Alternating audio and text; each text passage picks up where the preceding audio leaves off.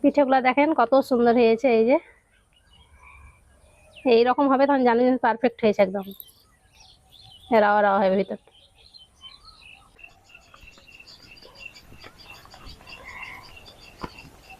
মেহেক কিচেনে আপনাদের সবাইকে স্বাগত।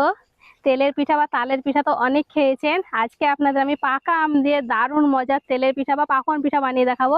আর পাকোয়ান পিঠাটা হবে একেবারে নরম তুলতুলে সফট ফুলকো, বানানো খুবই সহজ, দেখলে পরে আপনারাও বানিয়ে নিতে পারবেন। আসুন তাহলে দেখে নেন আমি কিভাবে পাকা আম দিয়ে পাকোয়ান পিঠাটা বানাচ্ছি।